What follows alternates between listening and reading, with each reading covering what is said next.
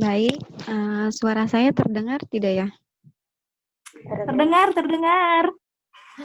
Ya, langsung Siap kita terdengar. mulai saja ya.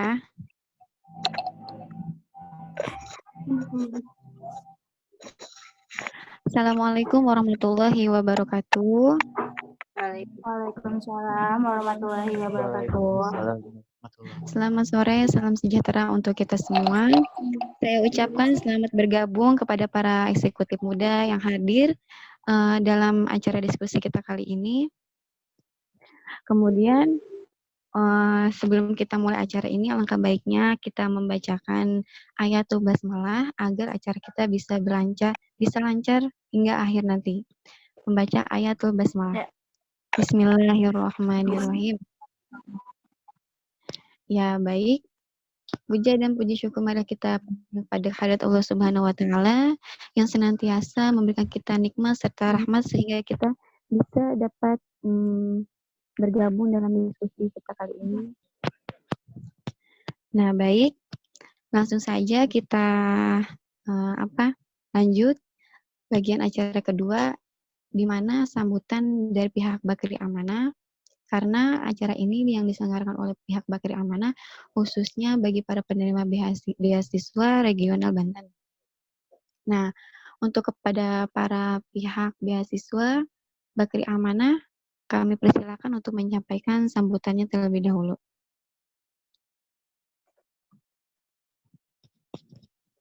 Ya, mohon maaf, tadi diinformasikan bahwasannya pihak Bakri Amanah tidak memberikan sambutannya kembali karena kemarin sudah memberikan sambutan di bagian Mina Regional Jabar. Baiklah, langsung saja kita lanjut ke acara yang kedua, yaitu pemaparan materi dari narasumber kita. Sebelumnya, saya akan memaparkan terlebih dahulu mengenai tema kita, yaitu donasi literasi produktif di bulan suci Ramadan, menulis kisah inspiratif di tengah pandemi COVID-19.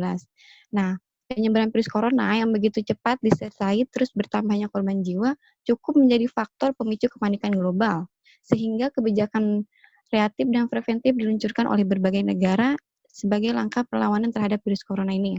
Dunia pun kemudian bahu-membahu melawan pandemi virus ini dengan melalui berkirim bantuan dan berbagai metode penanganan yang efektif dan efisien.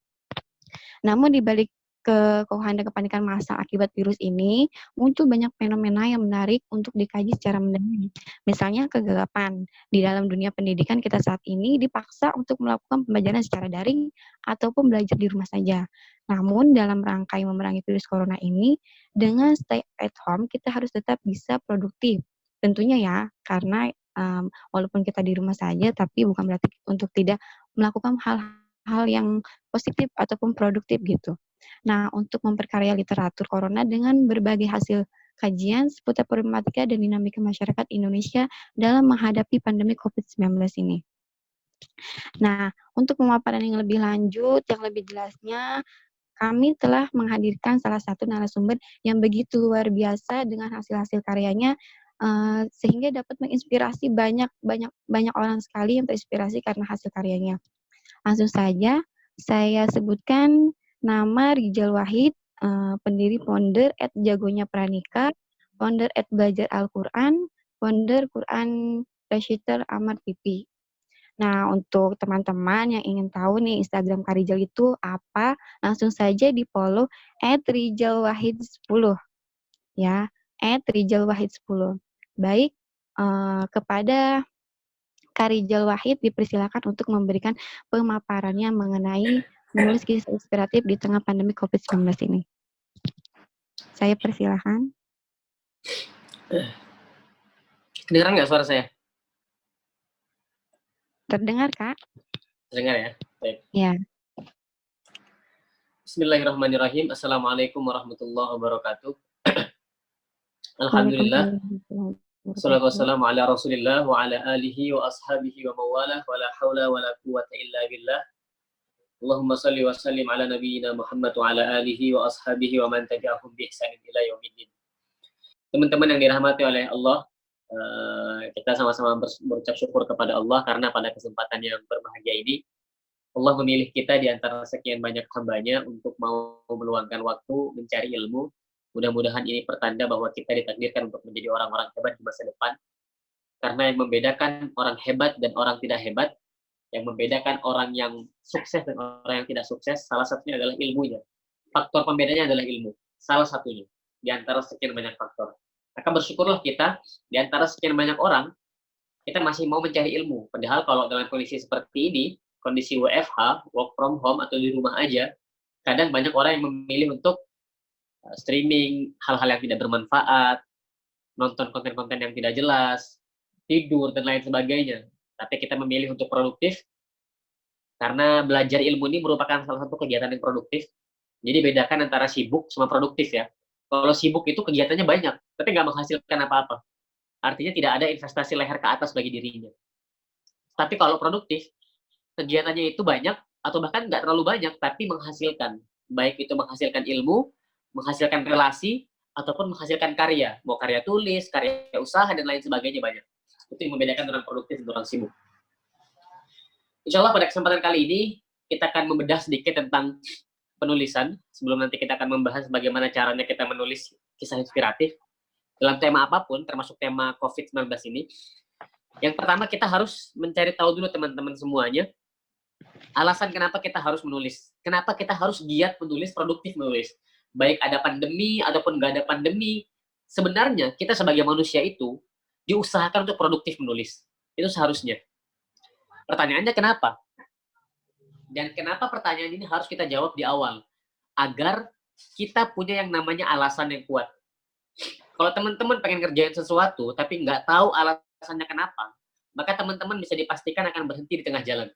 Karena teman-teman tidak punya alasan yang kuat, kenapa teman-teman harus melakukan hal tersebut. Tetapi saat teman-teman punya alasan yang kuat, saat teman-teman punya latar belakang kenapa harus melakukan hal itu, maka teman-teman semua akan semakin semangat mengerjakannya, bahkan bisa sampai selesai gitu. Contoh sederhana gini, teman-teman tinggal di Banten ya, saya kurang tahu daerah Banten, jadi saya ngasih contohnya Jakarta aja misal. Kalau teman-teman disuruh jalan kaki sejauh 50 km kejauhan, misal teman-teman disuruh jalan kaki sejauh 10 km aja, kira-kira mau atau enggak? Saya yakin 99% dari kalian nggak akan mau jalan kaki 10 km. Kenapa? Karena tidak ada alasan yang jelas kenapa saya harus jalan kaki. Betul kan? Tapi kalau saya tambahin instruksinya, saya bilang kayak gini, teman-teman jalan kaki sejauh 10 km, yang berhasil saya kasih uang 10 miliar, mau nggak? Mau semua kan? Mau, kenapa? Apa pembedanya? Apa yang membedakan pertama sama kedua? Membedakan adalah yang kedua, ada alasan kenapa saya harus jalan 10 km. Alasannya apa? Saya dapat uang 10 miliar. Karena ada alasannya, maka saya akan semangat mengerjakan hal tersebut. Sama kayak menulis. Teman-teman nggak akan pernah bisa menulis kalau teman-teman tidak punya alasan yang mendasari kenapa teman-teman harus menulis. Sekarang saya bantu teman-teman semua untuk memunculkan alasan tersebut. Saya mohon maaf kalau suaranya agak bindeng. Jadi saya ini agak mampet hidungnya. Jadi suaranya bindeng. Mudah-mudahan jelas terdengar ya. Iya, Kak. Jadi saya kasih teman-teman 2 alasan kenapa teman-teman semua harus menulis. Alasan yang pertama adalah ada seorang penulis hebat namanya Sayyid Qutb, seorang ulama tafsir. Beliau adalah penulis kitab tafsir yang sangat terkenal. Ada yang tahu karyanya apa? Sayyid Qutb, Tafsir fi Zilalil Quran. Itu karya beliau. Beliau mengatakan, satu peluru itu bisa menembus satu kepala. Didengarkan baik-baik ucapan beliau, satu peluru itu bisa menembus satu kepala. Tetapi satu tulisan itu bisa menembus jutaan kepala. Masuk nggak maksudnya? Kalau kita nih punya senjata, kita pengen ngancurin orang, ditembak sekali dengan satu peluru, paling kena satu orang doang. Itu pun kalau kena, betul nggak? Tetapi kalau kita punya tulisan, Anda sebarkan tulisan tersebut, satu aja tulisannya, Anda sebarkan tulisan tersebut di satu grup WA aja, udah berapa orang yang baca? Berapa kepala yang terisi sama tulisan tersebut? Itulah kenapa tulisan itu bisa mempengaruhi banyak orang. Makanya banyak hoax-hoax yang bertebaran kan di tengah-tengah masyarakat yang bikin takut. Misal Ramadan tahun lalu, itu di Jakarta rame, Ramadan tahun lalu itu berita hoax. Isinya apa? Isinya tentang bahwa terjadi begal di mana-mana di Jakarta, sehingga orang nggak berani keluar semuanya. Padahal nggak ada. Itulah kekuatan tulisan. Orang bisa sampai ketakutan hanya gara-gara tulisan. Dan orang bisa hilang akal gara-gara tulisan. Bayangin, orang bisa hilang akal gara-gara tulisan. Percaya nggak teman-teman? Contoh, saya kasih contoh. Contoh pertama, siapa di sini yang ketika mau UN, zaman saya dulu seperti itu, nggak tahu kalau zaman sekarang, itu bertebaran BC doa-doa nggak jelas. Biasanya bertebaran di WA, di grup-grup, tulisannya seperti ini. Kirimkan ke 10 temanmu agar UN-mu lancar dan lain sebagainya. Ini nggak masuk akal, merusak logika gitu loh. Kita mau ngirim tulisan doa ke 1000 orang juga kalau nggak belajar mah nggak bisa gitu. Paham nggak maksudnya? Ini adalah tulisan yang bisa kadang-kadang merusak akal kita. Bahkan kadang isinya itu doa-doa yang tidak ada tuntunannya di dalam Islam. Jadi doanya doa nggak jelas gitu. Merusak akal kita. Pernah di Facebook ada orang menulis seperti ini. Ketik amin di kolom komentar supaya rezekimu lancar. Ribuan orang yang ngetik amin, teman-teman. Bayangin. Pernah baca status kayak gitu? Ketik amin agar rezekimu lancar. Banyak orang yang komen amin. Nalarnya hilang hanya gara-gara tulisan. Seberbahaya itu tulisan, teman-teman. Sehebat itu dampaknya. Orang ketik amin, amin, amin, amin. Gak ada pengaruhnya. Kalau kamu nggak kerja, kamu nggak usaha, kamu nggak berdoa, hanya ngetik amin di Facebook, di Instagram, yang kamu dapat hanya apa? Hanya capek aja. Gak dapat apa-apa gitu loh. Tapi begitulah hebatnya tulisan. Bisa membuat orang sampai hilang nalar. Maka alasan yang pertama adalah agar kita bisa mempengaruhi banyak orang dengan tulisan kita. Kalau Anda punya ide, kalau Anda punya gagasan, tulis. Supaya orang bisa terpengaruh dengan gagasan Anda, dengan ide Anda. Anda punya ide, Anda punya impian, punya mimpi, punya cita-cita, punya goals, tapi nggak ditulis, nggak disampaikan ke orang banyak, jadi sulit teman-teman semua terrealisasinya. Karena apa? Karena dipendam sendirian. Padahal mimpi-mimpi besar itu harus dikerjakan oleh orang banyak seperti itu. Itu alasan yang pertama. Kenapa kita harus menulis? Alasan yang kedua, kenapa kita harus menulis? Kita meniatkan diri untuk menebar manfaat ke banyak orang. Itu niat kita. Karena kata Rasulullah SAW, khairun nas anfa'uhum linnas. Sebaik-baik manusia adalah yang paling banyak manfaatnya untuk manusia yang lain. Sehingga kita berniat dengan tulisan kita tebarkan manfaat sebanyak-banyaknya. Makanya saya sekarang, kalau teman-teman lihat di IG saya sekarang fokus menulis untuk mengurangi demoralisasi umat. Jadi saya menulis tuh fokus untuk mengurangi moral-moral anak muda yang nggak baik lah. Dan banyak yang suka teman-teman, sampai ribuan orang yang nge-like, ribuan orang yang nge-share. Artinya apa? Dengan tulisan tersebar kemana-mana, ide kita tuh tersebar, manfaatnya jadi luas, sehingga pahalanya pun jadi besar. Itu harapan kita.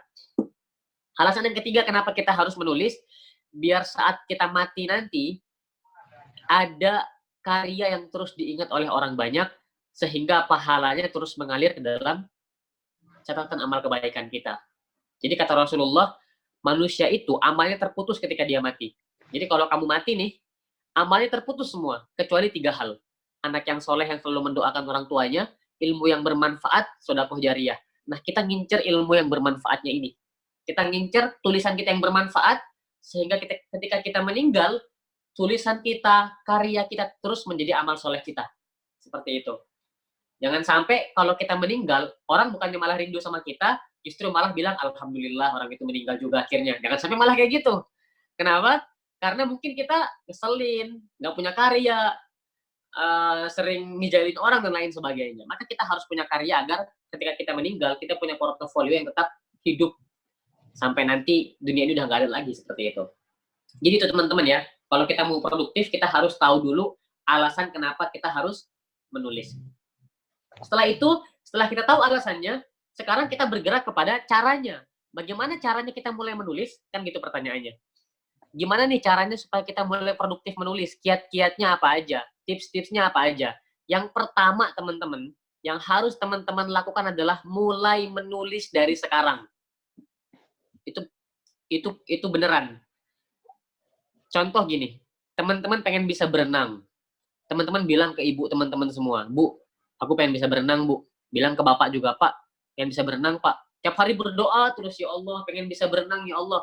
Tapi, Anda nggak pernah nyebur ke air. Bisa berenang nggak? Bisa Enggak. nggak berenang? Kan nggak bisa. Mimpinya besar, harapannya besar, tetapi nggak ada tindakan realnya. Kalau kata Bruce Lee, knowing is nothing, but applying what you know is everything. Jadi pengetahuan itu, wawasan itu nothing, but applying what you know is everything. Mengaplikasikan wawasan kamu, mempraktekkan apa yang kamu tahu, itu menjadi segalanya buat hidup kita. Jadi kalau sekarang teman-teman udah tahu nih pentingnya menulis, cara pertamanya adalah segera menulis. Aduh Kak, tulisan saya jelek Kak. Yang bilang tulisan kamu bagus siapa? Kan gak ada yang bilang tulisanmu bagus. Ya emang jelek pasti awal-awal. Di awal-awal pasti jelek, jangan kepedean. Orang semua ketika mulai pasti jelek dulu. Iya kan? Saya pun dulu juga sama, ketika menulis awal-awal jelek. Saya sekarang kalau baca tulisan saya yang dulu, saya senang nulis dari tahun 2012 teman-teman. Senang nulis. Saya sekarang kalau baca tulisan saya dulu, 7 tahun lalu, 8 tahun lalu, pengen ketawa teman-teman. Ini kok nggak jelas tulisannya, kemana arahnya. Tapi emang harus kayak gitu, berproses, berprogres. Teman-teman nggak akan pernah punya progres kalau teman-teman tidak menikmati yang namanya proses.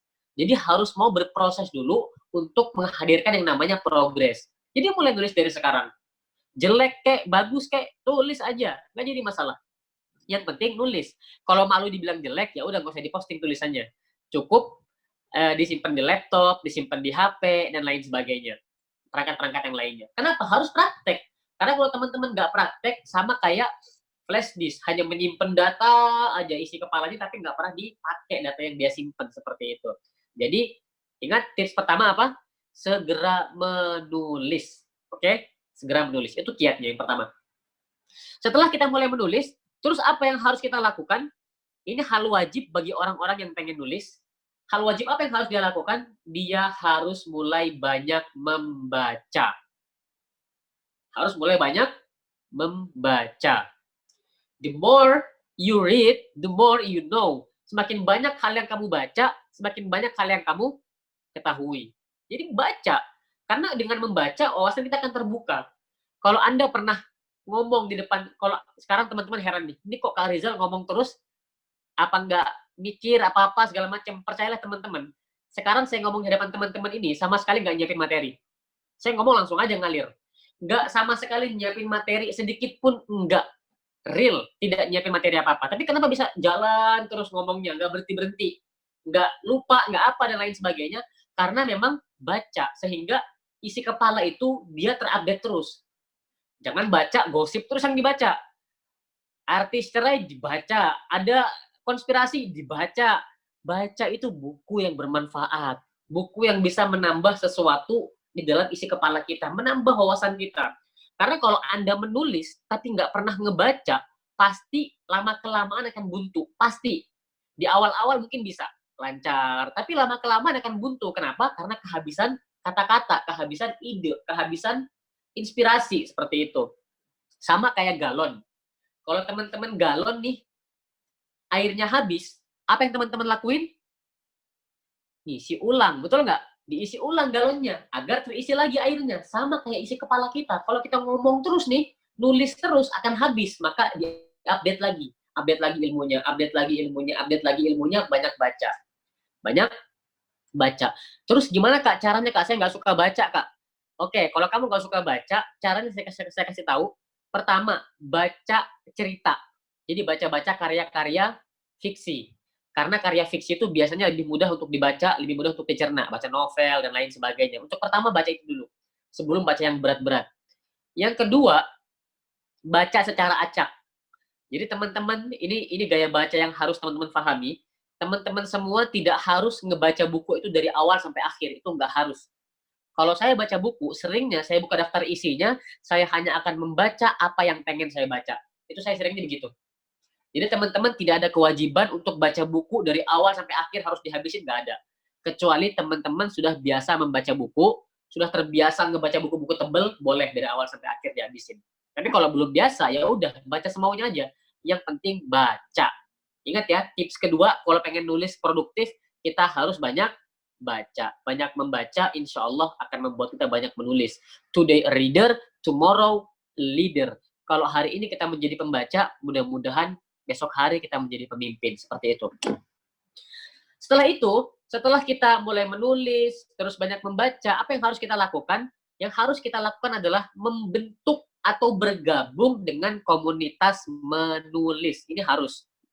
Kalau teman-teman nggak dapat komunitas menulis, teman-teman yang bikin. Cari teman-teman yang lain yang pengen nulis juga, bentuk grupnya, di situ kita saling sharing. Kenapa harus bentuk komunitas?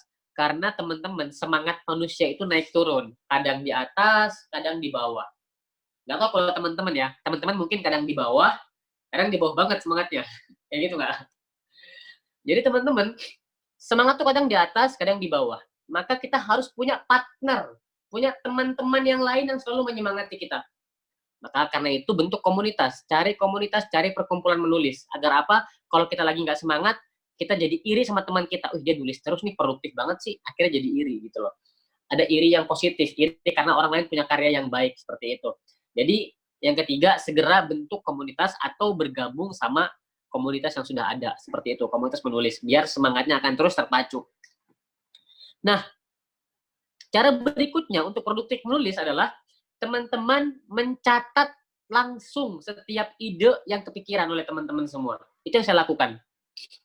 Jadi gini maksudnya, kalau teman-teman punya ide nih, kan biasanya kita ide tuh di mana-mana ya. Kalau saya sering banget dapat ide kalau lagi mandi, itu sering banget tiba-tiba kepikiran, ada tulisan bagus nih, ada apa segala macam. Dapat inspirasi aja gitu. Kadang-kadang lagi di motor, tiba-tiba dapat kata-kata bagus. Kadang-kadang lagi ngelamun, dapat inspirasi bagus, segera ditulis. Karena kalau enggak, pasti lupa. Nggak akan ditulis lagi oleh teman-teman. Jadi kalau ada inspirasi, ada ide bagus, segera ditulis. Nggak usah di laptop, kalau repot, langsung tulis di HP. Saya nulis di HP, di note HP, ataupun di grup WA yang isinya cuman kita sendiri.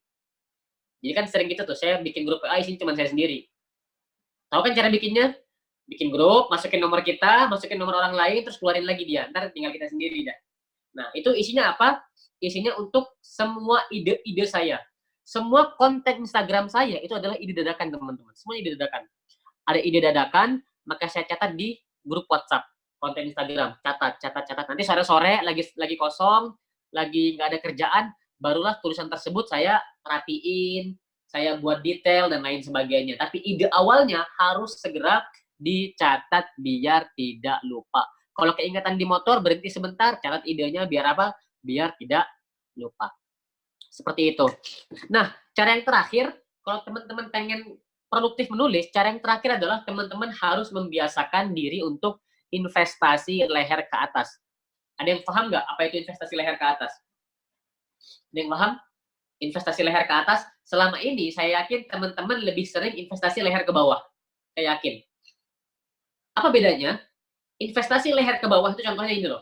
Pakaian, gamis, baju, pernak-pernik, handphone, sendal, sepatu. Itu adalah investasi leher ke bawah.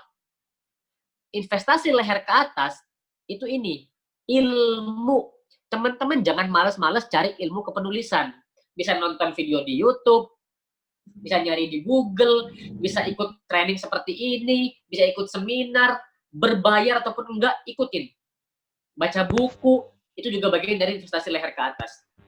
Teman-teman harus rela keluar uang untuk investasi leher ke atas. Karena uang tersebut akan kembali, teman-teman. Uang tersebut akan kembali saat isi otak kita itu bagus dan berkualitas. Apa yang kita keluarkan untuk ilmu, itu akan balik kalau apa yang kita dapat itu berkualitas. Jadi teman-teman jangan ragu untuk mengeluarkan duit selama itu untuk sesuatu yang sifatnya menambah isi kepala kita. Ikut seminar misalnya, ikut training misalnya, ikut kelas misalnya, atau beli buku. Intinya untuk menambah isi kepala kita supaya tidak kosong, apalagi minus seperti itu ya. Jadi itulah cara-cara agar kita kiat menulis, seperti itu teman-teman semuanya. Nah, pembahasan yang terakhir adalah lantas bagaimana nih caranya mencari inspirasi untuk menulis tema tentang COVID, menulis tulisan inspiratif tema tentang COVID. Caranya adalah teman-teman semua, pertama, teman-teman harus banyakin referensi. Itu harus. Kenapa harus banyakin referensi? Supaya tulisan teman-teman itu valid. Supaya tulisan teman-teman itu ada data yang jelas. Tulisan yang ada datanya, itu bisa sangat kena ke orang lain. Kalau teman-teman tulisannya berdasarkan asumsi, kata saya, kata dia, nggak ada data yang jelas, itu tulisannya nggak ada bobotnya teman-teman semua. Walaupun teman-teman menulis non-fiksi, walaupun teman-teman menulis fiksi sekalipun, kalau dia pakai data, pakai referensi yang jelas, maka teman-teman semua tulisannya akan jauh lebih bisa menginspirasi orang banyak. Karena terpercaya, trusted tulisannya, sumbernya jelas. Itulah kenapa kalau teman-teman beli buku, cek belakangnya. Daftar pustakanya itu pasti banyak. Saya diajarin oleh guru saya, kalau penulis daftar pustakanya sedikit, berarti dia malas baca. Tulisannya kurang berbobot pasti. Tapi kalau daftar pustakanya banyak, sumbernya banyak, referensinya banyak, insya Allah tulisannya akan berbobot sehingga bisa menginspirasi orang banyak. Bagaimana mungkin bisa menginspirasi kalau isi tulisannya aja tidak ada bobot yang jelas seperti itu. Maka yang pertama, untuk menulis tulisan inspiratif dengan tema COVID ini, teman-teman cari referensi sebanyak mungkin. Dari media sosial, dari media cetak, dan pastikan referensinya adalah referensi yang kredibel dan bisa dipertanggungjawabkan. Itu yang pertama. Yang kedua, caranya adalah teman-teman coba tulis dulu, trial error dulu, teman-teman menulis, tulisannya teman-teman kasih ke beberapa orang. Ke teman, ke orang tua, ke adik yang sudah bisa baca dan mengerti, misalnya ke kakak, ke paman, atau siapapun lah. Suruh mereka menilai. Dan teman-teman jangan baper kalau penilaian mereka itu sangat kadang-kadang bisa bikin hati kita, oh kok gitu banget sih dinilainya gitu. Jangan baper, karena emang ingat kata saya tadi, tulisan kita di awal emang jelek gitu kan, belum tentu bagus. Jadi nggak apa-apa. Justru kritikan mereka itu, masukan mereka itu yang bikin tulisan kita akan menjadi lebih bagus lagi. Minta masukan, tulis minta masukan. Yang ketiga, jangan berhenti mencoba teman-teman. Kalau teman-teman sudah nyoba 3 kali, 4 kali, 5 kali, 6 kali, masih gitu-gitu aja, terusin. Karena kita nggak pernah tahu pada percobaan keberapa, tulisan kita itu bisa berhasil teman-teman semuanya. Lagi pula menurut saya tidak ada tulisan yang gagal. Bagi saya hanya ada 2, tulisan yang berhasil atau tulisan yang sedang belajar. Nggak ada kata-kata gagal dalam hidup saya. Kalau belum berhasil, berarti sedang belajar, bukan gagal. Maka teman-teman semua tulis. 1 kali gagal, berarti kita harus coba 2 kali. 3 kali belum berhasil, coba 4 kali. 4 kali belum berhasil, coba 5 kali. Terus, seperti itu terus, seperti itu terus, seperti itu. Agar apa? Agar kita terbiasa. Terus yang berikutnya caranya seperti apa? Teman-teman bikin yang namanya outline. O-U-T-L-I-N-E. Penjelasannya agak ribet penjelasannya. Nanti teman-teman bisa cari di Google atau di YouTube cara menulis outline buku atau outline tulisan gitu. Agar apa? Apa fungsinya outline ini? Outline ini fungsinya adalah agar tulisan teman-teman itu tidak kemana-mana. Jangan sampai temanya COVID, isinya itu kemana-mana. Ke barat, ke timur, ke utara, ke selatan. Akhirnya yang baca boro-boro terinspirasi, yang baca malah bingung mengambil pelajaran dari tulisan kita. Maka caranya bikin outline. Cari ntar di YouTube gimana cara bikinnya, bikin outline tulisan, supaya apa? Supaya tulisan itu tertata. Ada prolognya, ada isi yang berbobot, ada closing yang menampar dan lain sebagainya. Pelajari, cari dan tulis bagaimana caranya membuat outline. Kita harus punya outline. Agar apa? Agar tulisan kita itu jelas dan rapi, tidak keluar jalur, tidak ngalor ngidul. Karena saya sering banget nggak baca tulisan, judulnya apa, pas pembukaan kemana, isinya kemana, closingnya kemana, sehingga tidak jelas isi tulisan tersebut arahnya kemana. Jangankan menginspirasi orang banyak, bikin orang paham aja kadang enggak gitu loh. Sehingga yang terjadi malah orang bingung, seperti itu. Yang terakhir, konsisten. Itu yang paling penting. Secapek apapun, selelah apapun, jangan berhenti. Teruslah konsisten. Orang itu kadang-kadang dia tidak sampai kepada puncak keberhasilan karena dia menyerah sebelum waktunya. Teman-teman harus konsisten, terus-menerus dicoba. Jangan sampai teman-teman berhenti di tengah jalan, karena kita nggak pernah tahu pada langkah keberapa kita akan berhasil, teman-teman semuanya. Itu aja mungkin sharing singkat yang bisa saya sampaikan. Kurang lebihnya mohon maaf. Mungkin nanti teman-teman bisa bertanya. Kalau saya tahu jawabannya, saya akan jawab. Kalau saya nggak tahu, saya akan bilang nggak tahu. Seperti itu, teman-teman. Ya, terima kasih Kak Rijal atas pemaparannya tadi. Begitu menginspirasi sekali ya dari pemaparannya tadi. Ya, jadi di sini akan dilanjutkan terkait sesi tanya jawab, di mana kita akan membuka 2 sesi. Sesi pertama bagi 3 orang penanya, dan sesi kedua untuk 3 orang penanya kembali. Baik, di sini sudah ada 1 orang penanya dari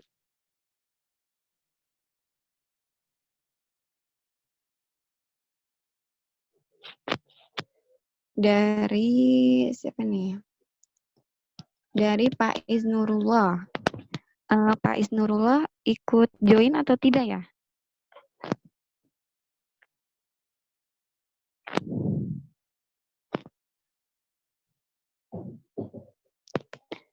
Ya, Pak Isnurullah ikut join atau tidak?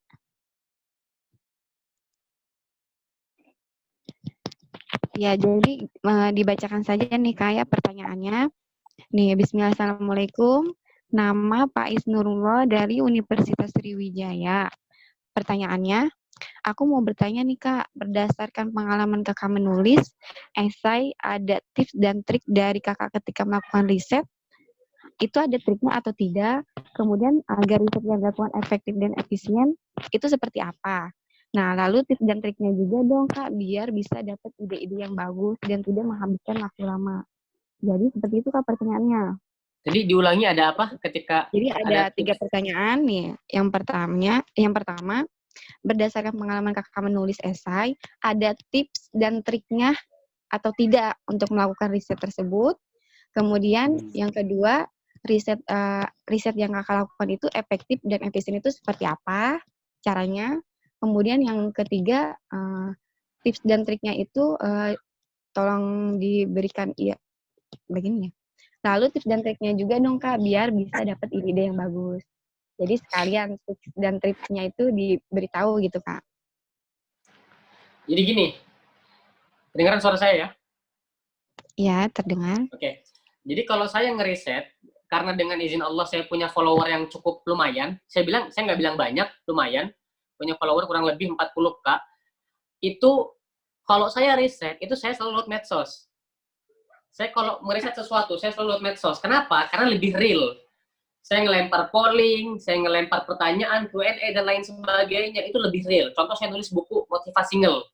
Saya menulis buku motivasional, itu motivasi untuk para single yang selama ini sering baper-baper, galau-galau, dan lain sebagainya. Daripada saya repot baca buku banyak, walaupun saya tetap baca buku untuk penguat data, tapi tetap data realnya itu kan dari manusia langsung. Saya lempar Q&A di story saya lempar polling di story saya. Itulah data yang valid bagi saya. Karena di Instagram itu ada tools namanya Insight. Kalau teman-teman punya akun Instagram yang sudah jadi akun bisnis, itu ada tools namanya Insight. Ini kalau nggak paham, pura-pura paham juga nggak apa-apa ya.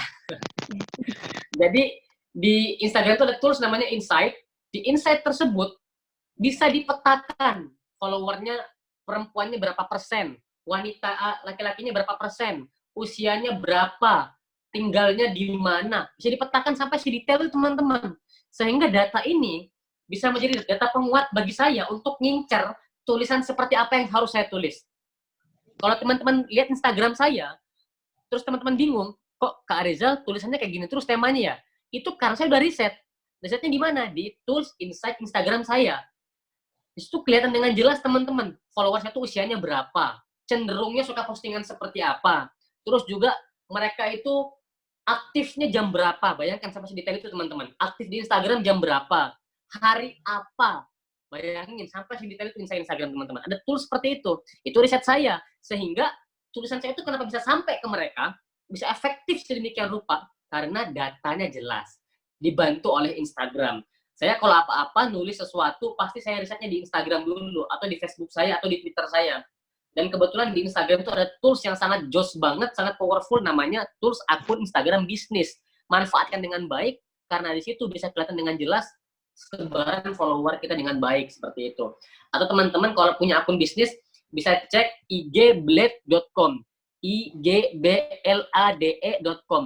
Di situ bisa di tracking dengan jelas, di traffic dengan jelas, akun Instagram kita tuh followernya siapa aja sih, cenderungnya seperti apa, aktif jam berapa, sukanya apa, usianya berapa, tinggalnya di mana, sehingga tulisan kita itu bisa tepat sasaran. Kan percuma ya punya follower 40K misalnya, tapi tulisan kita nggak tepat sasaran, kan percuma. Jadi gini, saya punya pembanding. Jadi saya punya teman namanya Sifrun. Sifrun sama saya adalah dua orang dengan karakter follower yang berbeda. Sehingga risetnya kami pun berbeda. Sifrun itu postingannya itu berat semuanya. Tapi banyak yang like teman-teman, banyak yang suka. Postingan dia itu berat, bahasanya sangat berat banget. Papan atas lah. Tapi banyak yang like. Kenapa? Karena memang setelah di riset, followernya Sifrun usianya adalah usia-usia 30 ke atas. Terus juga usia-usia dengan tingkat kesukaan terhadap politik yang sangat tinggi. Terus juga mereka juga usianya juga orang-orang yang sudah berpenghasilan dan lain sebagainya, sehingga tepat sasaran saat menulis sesuatu yang berat. Kalau follower saya buka datanya, ini saya buka data follower saya. Kalau follower saya teman-teman, 71% itu wanita. Bayangin, 71% follower Instagram saya itu perempuan. Sehingga udah ketebak dong, tulisan saya harus tulisan yang ngincar perempuan. Kalau tulisan saya ngincar laki-laki, nggak efektif. Karena follower saya 70% adalah perempuan. Seperti itu. Sehingga akan lebih efektif kalau saya mengincar tulisan saya itu untuk perempuan. Masih jelas nggak suara saya? Masih. Ya. Nah, 71% follower saya itu datanya adalah mereka perempuan. Setelah itu, follower saya itu sekitar kurang lebih 40% itu usianya rentang 18 tahun sampai 24 tahun. Bayangin, wanita terus muda. Ya kan? 70% wanita terus muda. 40%-nya anak-anak muda. 18% sampai 24% anak muda. Sehingga saya tahu dong, tulisan seperti apa yang harus saya tulis yang tepat sasaran bisa menginspirasi mereka. Maka tulisan saya harus tulisan anak-anak usia 18-24 tahun yang bisa menyasar perempuan.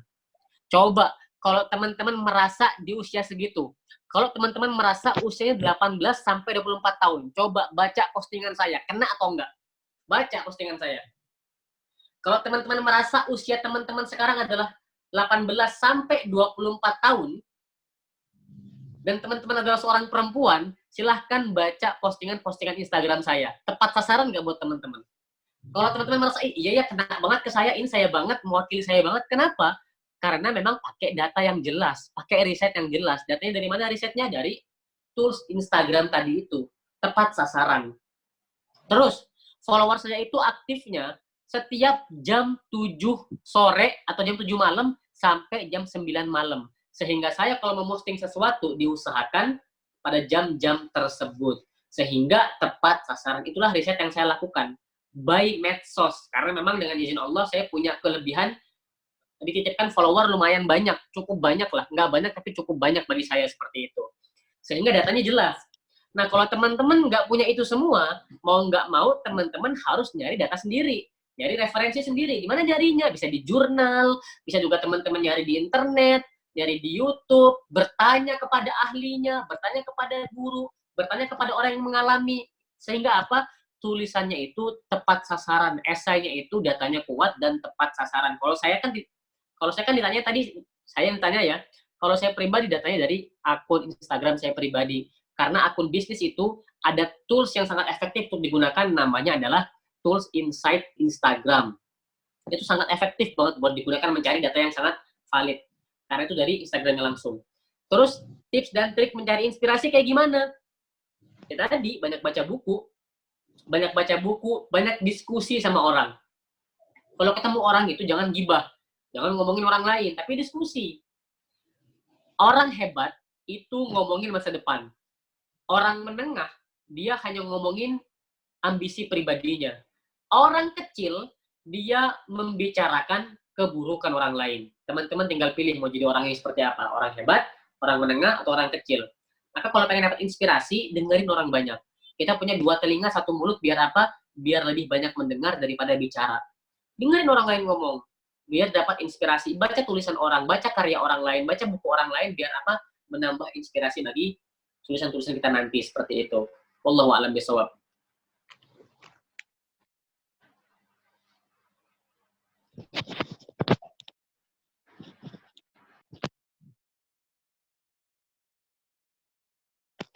Iya, sudah cukup Kak untuk jawabannya tadi? Apa masih mau ditambahkan? Ya, baik. Itu tadi ya, Pak Is, untuk jawaban dari pertanyaannya tadi. Baik, Kak, dari penanya yang kedua dari Muhammad Iza Al-Asqalani dari Bandung. Pertanyaannya, Bismillah, Kang Rijal izin bertanya nih, bagaimana sih cara menulis tulisan yang menarik, baik dalam makalah, skripsi, esai, atau lainnya? Nah, terus tips mudah untuk menghimpun suatu pembahasan dari berbagai referensi, kemudian dituangkan ke dalam tulisan itu seperti apa? Misalkan, Ija menulis tentang hukum jinayah, berarti Ija harus mencari referensi yang setema dari berbagai buku. Nah, dari berbagai buku itu mendapatkan 15 referensi. Nah, dari 15 referensi ini, bagaimana caranya agar mudah mengambil isi pokok dari 15 referensi itu? Mungkin ada tips dari Kang Rijal nih, karena saya suka bingung dan lupa apa yang udah dibaca dari referensi tersebut. Jadi seperti itu Kak pertanyaannya. Oke, ini cuma 3 jawabannya sebenarnya. Iya. Pertama, ingat tadi di awal, catat setiap ide yang teman-teman dapatkan. Baik dari buku, dari omongan orang, kepikiran tiba-tiba, catat. Karena kalau enggak, terjadi kasusnya lupa. Sama dengan saya seperti itu dulu. Kalau ada apa-apa lupa. Kenapa? Karena nggak pernah dicatat. Catat di handphone aja. Teman-teman catat di HP, teman-teman tulis di grup WA yang isinya cuma teman-teman doang, atau teman-teman catat di note HP. Kalau sempat di buku, segera catat ide pokoknya. Yang pertama. Yang kedua, banyakin baca karya sebanyak-banyaknya. Kalau pengen nulis skripsi, banyakin baca skripsi. Saya kemarin selesai skripsi sebulan, teman-teman. Bayangin, saya dikasih waktu 4 bulan buat nulis skripsi. Saya baru ngerjain sebulan terakhir, saking sibuknya. Jadi baru ngerjain skripsi sebulan terakhir. Dan teman-teman tahu, di antara semua itu, saya yang paling bagus skripsinya, teman-teman. Yang paling bagus saya dapat A+. Skripsinya dapat A+, sidangnya dapat A+. Kenapa bisa seperti itu? Kok bisa ngerjain sebentar dibanding yang lain, tapi nilainya paling tinggi? Karena saya mengerjakan anjuran dari dosbing saya. Apa anjurannya? Baca minimal 30 skripsi, teman-teman. Baca 30 skripsi. Biar apa? Biar ada wawasan dari kita. Oh, begini alurnya. Oh, begini cara menyusunnya. Oh, begini. Kelihatan. Kalau kita ngandelin otak kita doang nih, nggak pernah baca skripsinya orang lain, nggak ada pembandingnya, susah, teman-teman. Maka baca, banyakin karya orang lain. Menulis buku, sama, banyakin baca buku orang lain. Biar tahu polanya seperti apa sih, pola pembuka itu seperti apa, nulis isi itu seperti apa, nulis penutup itu seperti apa. Banyakin baca buku orang lain. Jangan sampai kita nggak mau baca buku orang lain, maunya langsung nulis terus nggak mau baca, nggak bisa. Nggak bisa seperti itu, pasti ngalor ngidul. Teman-teman harus baca referensi yang banyak, dibaca terus, sebanyak-banyaknya. Yang ketiga, langsung menulis, teman-teman. Trial, tulis langsung, segera ditulis. Nah, kalau ditanya gimana caranya Kak Rizal bisa merumuskan tulisan supaya tepat dan bagus, itu berdasarkan pengalaman, teman-teman. Artinya apa? Saya tadi bilang di awal tulisan saya pun jelek. Tapi seiring waktu berjalan, kita akan paham dengan sendirinya. Oh, begini cara menulis. Baca buku lagi, oh begini caranya. Oh, kata-katanya seperti ini. Oh, kalimat yang tepat tuh seperti ini. Oh, pakai titiknya di sini yang bagus. Oh, begini. Kebuka semua pikiran kita, kenapa? Karena banyak-banyak dan latihan. Kalau kita nggak mau baca, nggak mau latihan, ya gitu-gitu aja skillnya. Tidak akan berprogres. Maka ingat pesannya, yang pertama tadi apa? Banyak yang baca referensi. Karya-karya orang lain kita baca semuanya. Kita baca, terus catat idenya, terus segera dilatih untuk menulis. Jangan berharap langsung perfect di awal. Kalau teman-teman berekspektasi tulisannya perfect, teman-teman akan kecewa. Yang penting sekarang bukan perfect, yang penting tulis dulu. Tulis dulu. Nanti lama-kelamaan pengalaman teman-teman itu akan mengajarkan bagaimana caranya menulis yang baik, bagaimana caranya mengumpulkan ide supaya tulisannya itu tepat sasaran dan tulisannya itu berisi lah, powerful, bisa mempengaruhi orang lain seperti itu. Wallahu a'lam. Ya, jadi Kang Ija seperti itu ya jawabannya. Nah, Siap, jadi mohon. ya mohon diterima ya jawabannya. Ya Kak Rija, ini ada satu penanya lagi dari sesi satu dari Kak Arfi asal Garut. Pertanyaannya, awalnya apa yang membuat Kak Rizal akhirnya mau menulis sampai sekarang? Siapa sih favorit penulis Kak Rizal? Kenapa Kak Rizal bisa memfavoritkan penulis tersebut? Kenapa saya pengen nulis? Tadi udah saya sampaikan di awal, karena pengen jadi manusia bermanfaat, supaya ada karya ketika kita udah meninggal. Ketiga juga bisa mempengaruhi isi kepala banyak orang, sehingga jadi hobi bagi saya untuk menulis. Kedua, siapa favorit saya? Saya punya dua favorit. Pertama, Pak Ipo Santosa. Kedua, itu Ustadz Salim Afillah. Kalau Pak Ipo Santosa, saya suka sama beliau karena tulisannya itu out of the box. Jadi kalau baca tulisan beliau tuh kayak, oh gini ya, oh baru tahu saya, oh gitu caranya. Selalu ada hal-hal baru. Itulah kenapa saya suka dengan tulisan Pak Ipo Santosa. Tulisannya sederhana, lugas, dan selalu out of the box gitu loh. Itu Pak Ipo Santosa. Kalau Ustadz Salim Afillah, kenapa saya suka? Karena bahasa tuh sastra banget, tinggi banget, lembut banget.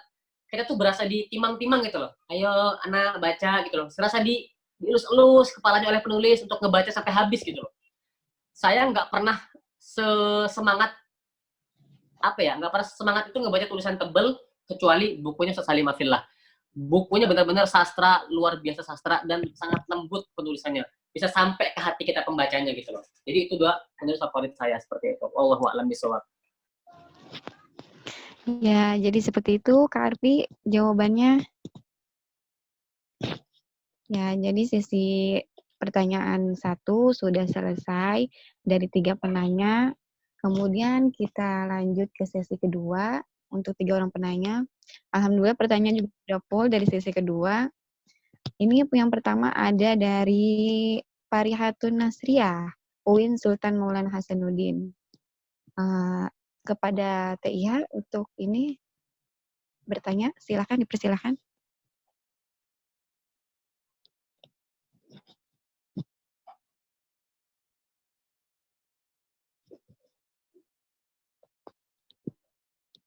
Kepada TIH dipersilakan untuk bertanya.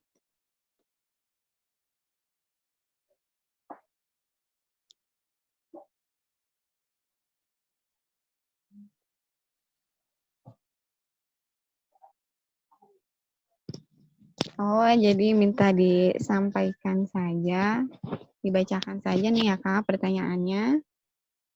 Sebagai seorang yang pemula nih dalam dunia menulis, bagaimana sih kita dapat mengembangkan ide dalam pikiran kita untuk diaplikasikan dalam bentuk tulisan?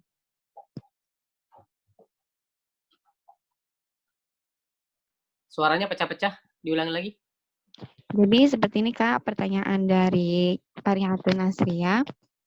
Sebagai seorang yang pemula dalam dunia menulis, bagaimana kita dapat mengembangkan ide dalam pikiran kita untuk diaplikasikan dalam tulisan tersebut? Oke.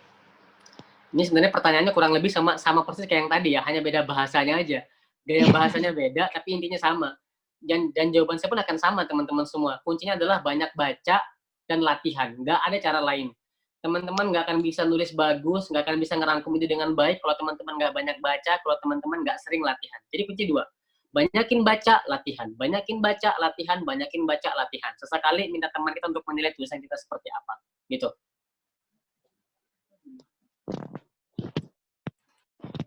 Ya, jadi seperti itu TIH jawabannya ya. Baik, kita lanjut ke pertanyaan kedua dari Dede Surya Lesmana, Ilmu Pemerintahan Untirta. Nih, pertanyaannya, jika kita sudah mapping sebelum membuat tulisan, mapping sampai akhir tulisan. Namun pas di tengah-tengah menulis, kita merasa bahwa mapping kita tidak tepat, sehingga terkesan tidak nyambung saat udah ditulis. Kira-kira jika terjadi hal demikian, lebih baik kita lanjutkan dengan sedikit perbaikan, atau mending mapping ulang agar tulisan lebih berkesinambungan. Tergantung teman-teman ya. Tergantung sejauh apa ngelanturnya gitu teman-teman semua. Kalau masih bisa diperbaiki, nggak terlalu fatal, tidak terlalu jauh banget ngalor ngidulnya, tinggal tambah referensi lain aja biar bisa diperbaiki. Tapi kalau udah jauh banget, nggak jelas juntrungannya, silakan ganti, nggak jadi masalah. itu tergantung teman-teman sendiri anaknya seperti apa. Karena kadang ada orang yang ngulang dari awal akhirnya malah males.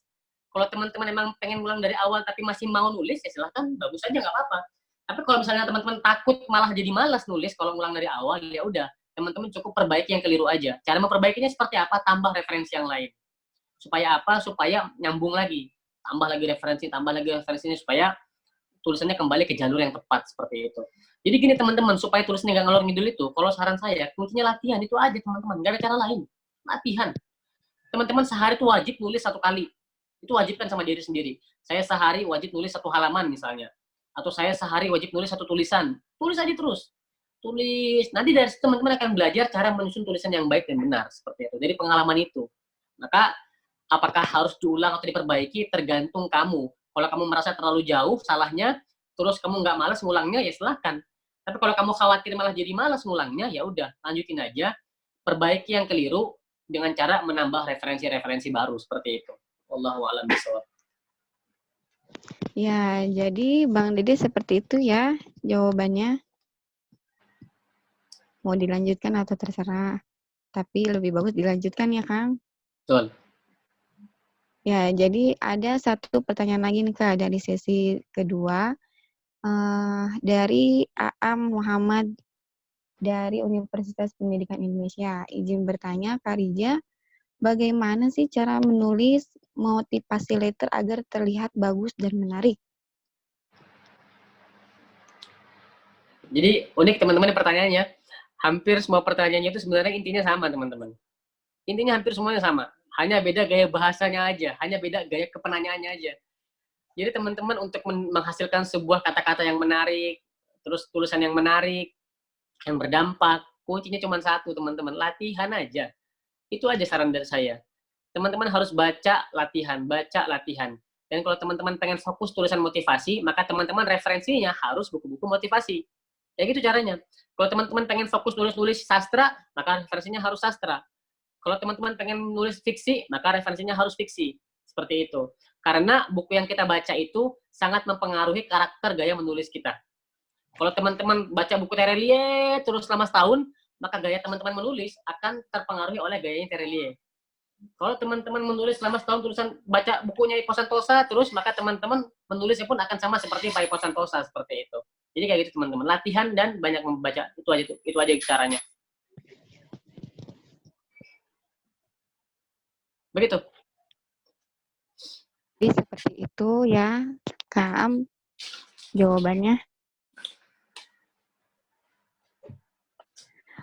Ini Kak Rija mohon maaf nih, ada satu pertanyaan lagi masih diterima atau tidak gini ya? Soalnya Ya, boleh, kan tadi udah. Nggak apa-apa. Satu lagi terakhir nggak apa-apa. Oh, satu lagi terakhir. Ya baik, ini terakhir ya, khusus ini untuk yang terakhir. Ini dari Sipa Elisa dari Tangerang. Pertanyaannya nih, Assalamualaikum Kak Rija. Nah, gimana sih kalau bagaimana supaya tulisan kita bisa diterima oleh semua kalangan gitu? Udah. Ya, jadi gimana tulisan kita nih supaya bisa diterima oleh semua kalangan gitu? Oke, yang pertama jangan menyenggol sara. Yang kedua, caranya tidak menggurui. Yang ketiga, jangan berekspektasi semua orang bisa menerima tulisan kita. Gitu aja intinya. Karena gini teman-teman, membuat semua orang setuju dengan kita, membuat semua orang suka dengan kita itu nggak mungkin teman-teman. Sebagus apapun teman-teman menulis, sebagus apapun teman-teman berkarya, pasti ada aja yang nggak strike dengan karya kita. Kalau teman-teman pengen contoh, coba buka YouTube, cari video baca Quran. Sampai video baca Quran aja, ada yang unlike teman-teman, bayangin. Ada yang nggak suka teman-teman. Kenapa? Karena untuk membuat semua orang suka dengan kita, menerima kita itu nggak bisa. Maka kita jangan punya mimpi semua orang menerima kita.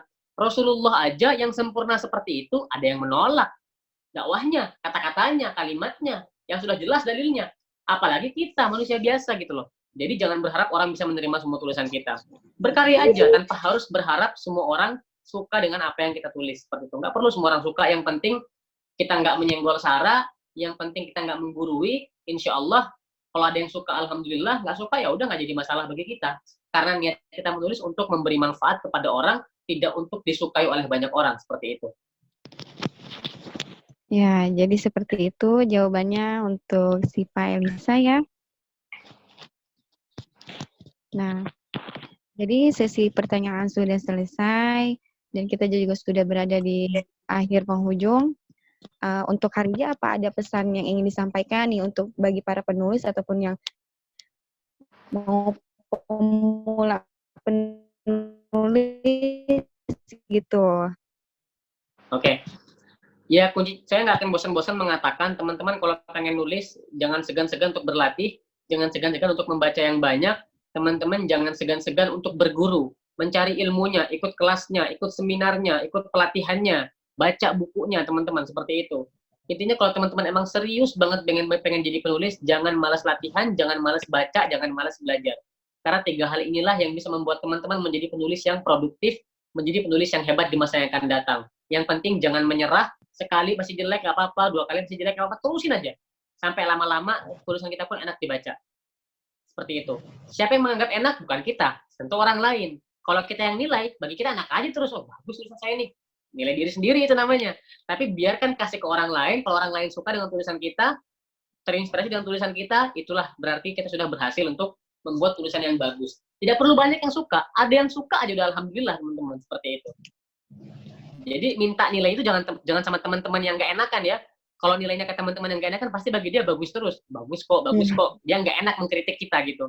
Cari teman-teman yang kritis, yang nggak tegaan. Pokoknya dia mau yang tegaan, maksudnya gitu loh. Dia mau mengkritik kita habis-habisan gitu. Itu bagus buat perkembangan diri kita. Jadi intinya teruslah berlatih, banyaklah baca buku.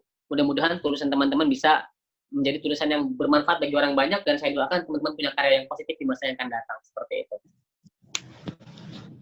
Ya, alhamdulillah acara kita telah selesai sampai di penghujung ini. Terima kasih kepada Kak Rijal Wahid atas tadi cerita inspiratifnya, kemudian pemaparan materinya, serta pesan-pesannya. Mudah-mudahan kita semua mendapat ilmu yang manfaat dalam acara seminar ini. Ya, jadi di sini saya akan mengambil sebuah kutipan dari Lena Manggala, founder sebagai founder gerakan menulis buku Indonesia.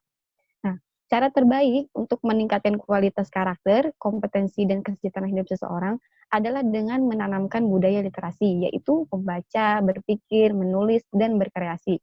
Cara terbaik untuk menanamkan budaya literasi yang kuat pada seseorang adalah dengan menjadikannya sebagai seorang penulis, karena setiap penulis secara otomatis akan melewati tahapan membaca, berpikir, dan tentu saja menulis serta berkreasi. Jadi seperti itu.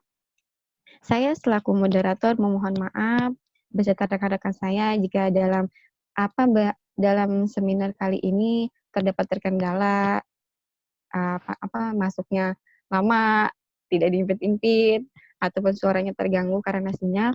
Mohon dimaafkan karena sejatinya kita hanya manusia biasa. Kurang dan lebihnya mohon dimaafkan. Jangan lupa untuk teman-teman besok masih ada seminar dari regional Jakarta. Nah, itu dari seminar regional Jakarta yang bertemakan pentingnya financial planner di tengah pandemi COVID-19. Jamnya sama, dimulai dari jam 3:30 sampai selesai. Baiklah, saya akhiri. Terima kasih atas partisipasinya. Wassalamualaikum warahmatullahi wabarakatuh. Waalaikumsalam warahmatullahi wabarakatuh.